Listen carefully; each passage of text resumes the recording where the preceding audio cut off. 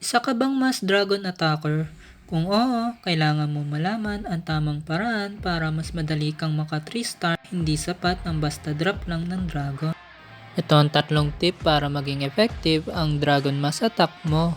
Ngayon, paano ba ginagamit ang Mass Dragon? Ano ba ang kahinaan at kalakasan nito? Paano ba siya ginagamit ng mabisa sa war?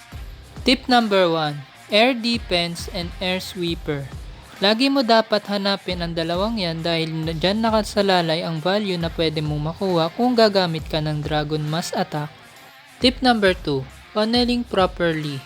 Paano ba ang ginagamit ang funnel? Ang funnel, pinaka-importante sa Mass Dragon attack natin. Ito ang number 1 na ginagamit ng mga pro player para maging effective ang attack nila at makuha ang 3 star ng kalaban.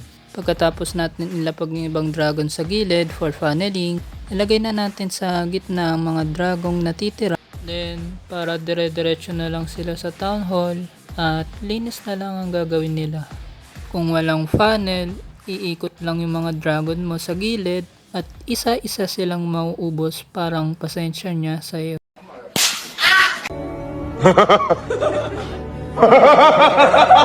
Tip number 3, placement spell. Para sa mga beginner, effective ang lightning spell combination ng drag mass. Kung gagamit ka ng lightning spell, importante hanapin mo ang pinakamalayong air defense. Kung sa malapit ang uunahin mong air defense, ganito ang mangyayari sa drag mass mo.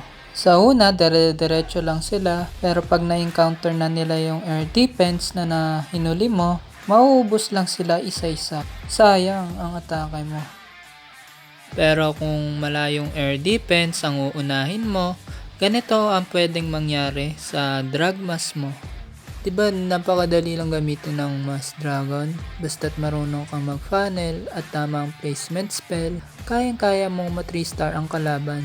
Kung nagustuhan mo tong video ito, maraming salamat sa panonood. Huwag kalimutan mag-subscribe para sa susunod na atake. At kung nag-enjoy ka sa video ito, mag-comment ka ng gusto mong attack strategy. Subukan natin gawin ng video. Kita kits next attack. Bye bye!